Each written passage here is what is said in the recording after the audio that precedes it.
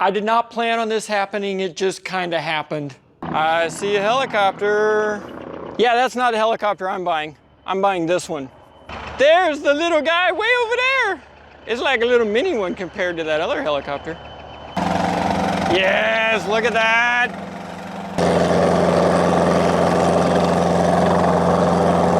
Bam, we've been spending a lot of time together recently. It's a little weird. It's bad for my financial well-being. No, this should be good for your financial. Actually, yeah, never mind. We should keep because it happened so quick. After the race, we were heading back and getting some lunch. I was like, hey, whatever happened to that helicopter? He's like, oh, I still got it, and you want to sell it? I'm into it for this much. I'm like, okay. And then I shook his hand, and I was like, I probably should have thought about that. I was like, well, all right, it is what it is. JH won the Freedom 500. It was the helicopter or the cash equivalent value. He took the cash. I know. I got him. I was like, dude. He's too big for it anyway. That's like, he's a big guy. So I kept it, and I was like, surely someone will come along. And there Why? you come out of nowhere. Okay. Why did you get it to begin with? Because this is a really random purchase for you not to have a purpose for it. Yeah, I mean, I got it as the prize for the Freedom 500. I thought, just literally every guy want a helicopter. I mean, that's fair. For JH. And it was just like a really exciting, cool prize. And I think you and I both got a good deal on it. Yeah. So it was just like, and it's fresh out of annual. I think I've put maybe 8 hours on it since annual. So she's fresh. Yeah. And it's safe and it's a reliable beast. That's right. And I knew it was an easy decision for me because Joe up at Thoroughbred did the annual, and they're one of the top shops in the world. So I was like, you know what? I know the people involved in this, so we're good to go. Now, I will admit, though, that when I flew with you was the actual first time I've ever taken full controls of a helicopter. And you did good. We didn't die. We're still here. And that is still flying. Yeah. The concept of vertical flight dates back all the way to 400 BC when some Chinese kids were playing with bamboo sticks. And then in the Renaissance, remember Leonardo DiCaprio, or Leonardo da Vinci, the flying screw. How amazing was that? Just crazy. For the longest time, we have always wanted to fly, and fly straight up. In the 1860s, Gustave, a French inventor, created the word helicopter by using the Greek terms helix, which means spiral, and I'm putting it on the screen because it reminds me of the pterodactyl, but it's perteron, which apparently is Greek for wing. But if you look fuzzy and you squint your eyes, it makes the word helicopter that we have today. Cornu designed and flew the first helicopter that lifted a person off of the ground only 4 years after the Wright brothers took their first flight. Yeah, and it was like an ex-girlfriend of mine, very unstable. And it wasn't until the 30s and 40s whenever Sikorsky finally figured it out. And he had the first fully controllable helicopter, the VS-300. And during World War II, the Sikorsky R-4 became the first helicopter used in military operations, as well as the, careful how you say this, Foch Achilles, butchered that up, FA-223. They performed rescue missions and reconnaissance. Then after the war, the infamous Bell 47 became an icon, and it was used in everything from medical evacuations to agriculture. It was even used in TV shows. And then in the 50s and 60s, they started burning Jet A.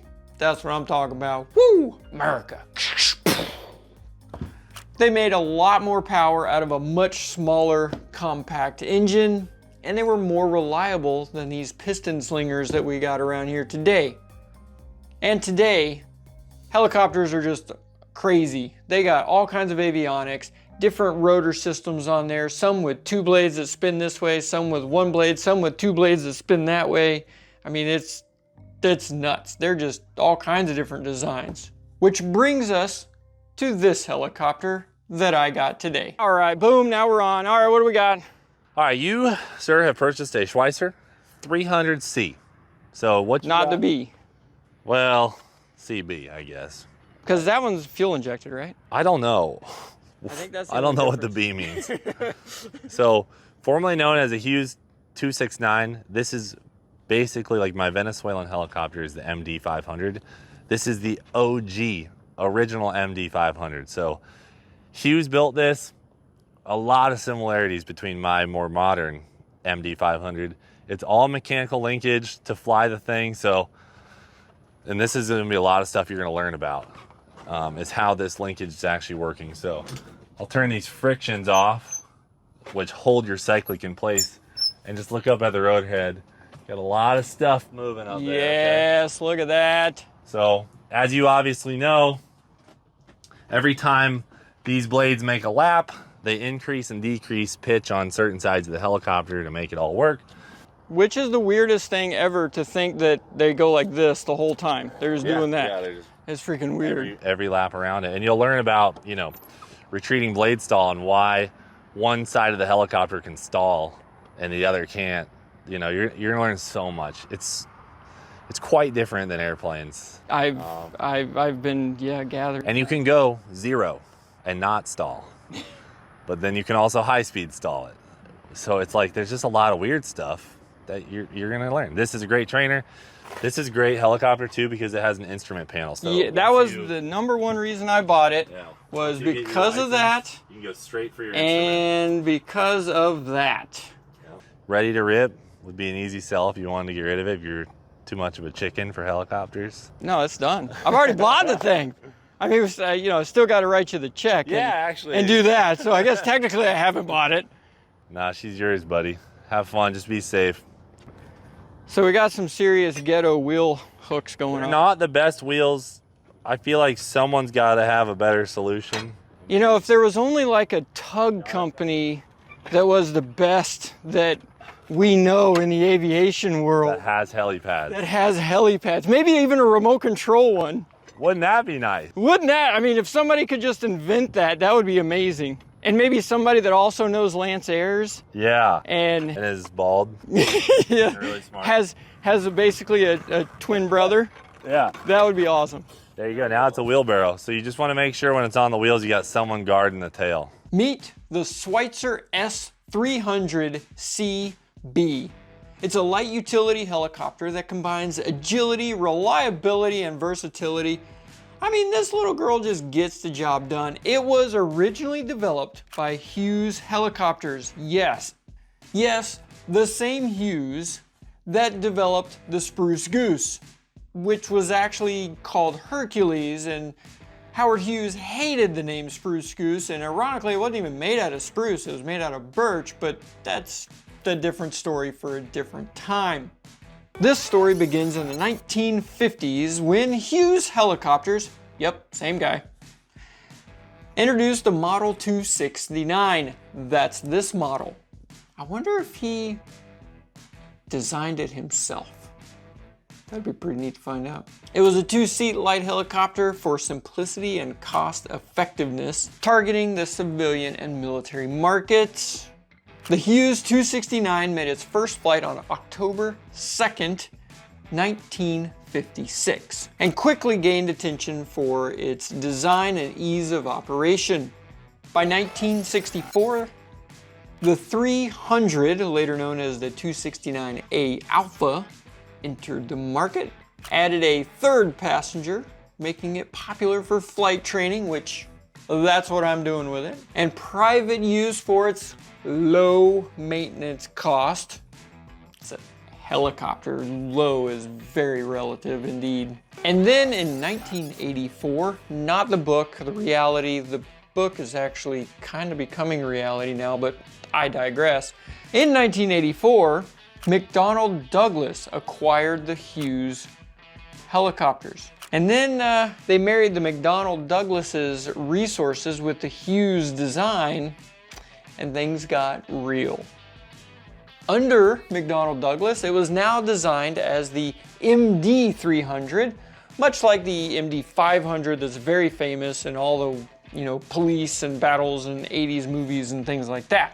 But this one's like the baby version of that. They added a bigger, more powerful engine, some fancier radios up front, and just, tweaked and refined a few things.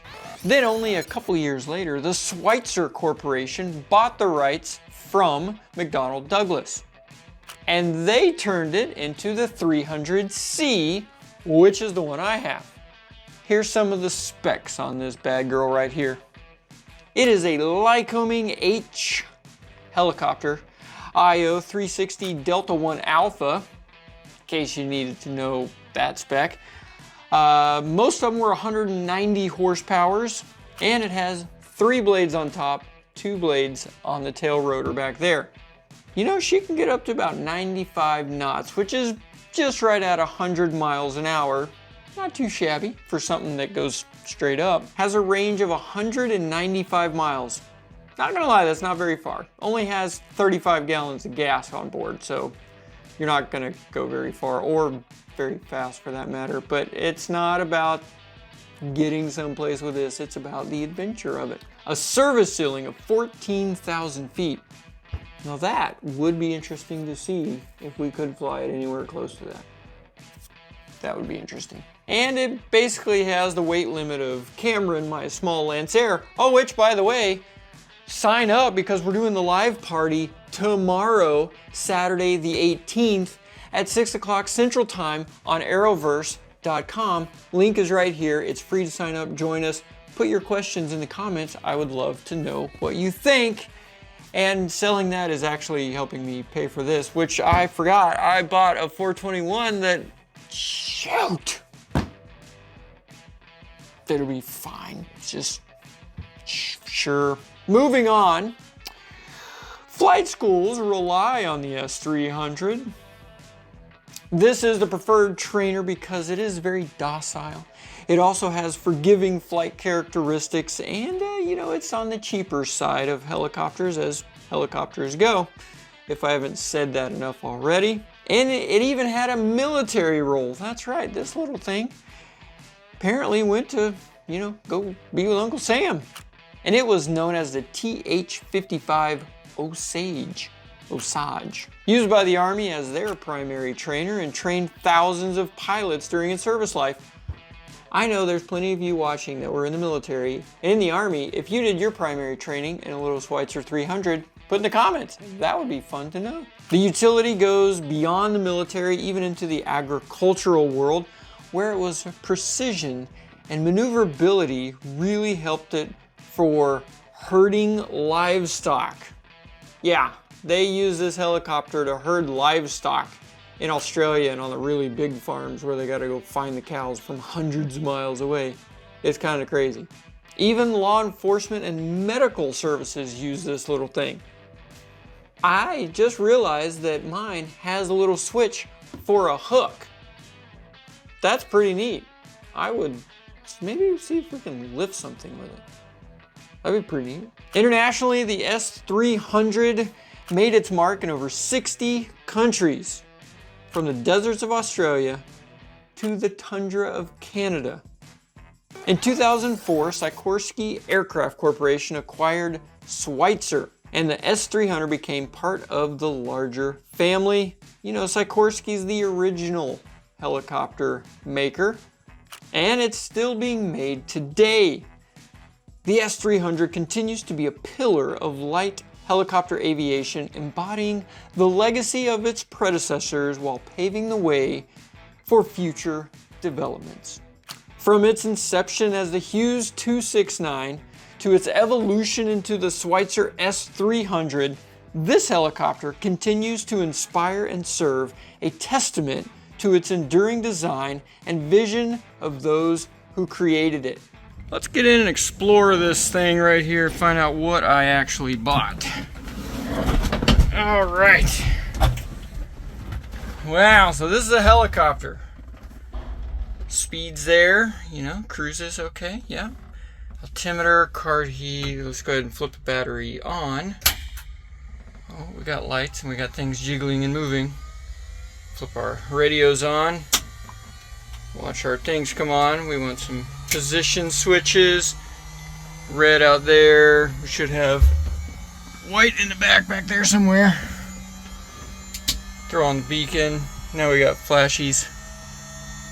You guys see that? We'll turn that off. Nice. That's coming up. That's coming up. Squawk box. Doot, doot, doot. Tell everybody where we're at. altitude hold, all that. There's a key. We're not going to start it, of course. For the clutch, gauge, all that. Trim, actually, I don't know what that is. Let's find out. Oh, I just spied this. Heater. Could have used that going up to Ohio. Squelch.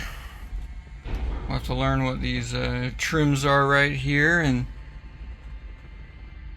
I can't read what that says right there. And then we got our missile button. Just kidding. And I don't know what that switch is either. So we have got quite a bit of learning to do on this thing. I am looking forward to it. There it is. I was looking for that. This is the antenna for the GPS for that box right there. Ironically, this and the GPS down there make it approved for instrument flight. However, the manual specifically says you're not allowed to actually fly it in instrument weather. You can only train, so you can pretend that you're in bad weather. You just can't actually fly the airplane in bad weather. That's a new one on me. And a Jimmy's World airplane wouldn't be complete without duct tape. So now it's a Jimmy's World airplane, boys. Alright, now I'm feeling at home. Let's do this. Something else I just learned about helicopters is the headset. This right here. You can't use the same ones that you do in an airplane because they have a different plug. It's a little stubby thing, whereas a regular general aviation airplane has 2 cords, and helicopters just have to be difficult, I guess. So you only get 1 short stubby thing instead of 2 normal sized things. I feel like I'm starting over because this is so much more different than an airplane. I feel really ignorant and not just not as confident as I do in an airplane, because I feel like I kind of get the main idea of flying an airplane, but a helicopter is a whole different challenge, and I am looking forward to learning how to fly this thing. And I'll take you guys along with me on some of the training, not all of it because I need to concentrate, but yeah, come along. We'll have some missions. Put in the comments where we should go and what kind of things we should do with a helicopter. Well, I've got a CFI, and I'm just gonna say the dude, without him, we would not have the movie American Made. I'm just throwing that out there, okay? Really? Yeah, it's freaking legit. Yeah, well, and on the police, on the law enforcement side, he was, I don't want to give it away. You'll see that video next week. We'll just leave it there. And we've got it again next week. Yeah. Same bad channel, same bad crew. We've got something even crazier than a helicopter in store. Not gonna miss that. Thanks for watching Do It for Dale. We'll freaking see you later. That's the saying. That's his saying. I need to come up with a good outro. You do. While we're waiting on Cletus to get here, I got a little book to read so that we can learn how to fly this thing before he gets here. Oh, hello. This one's got nice rotors.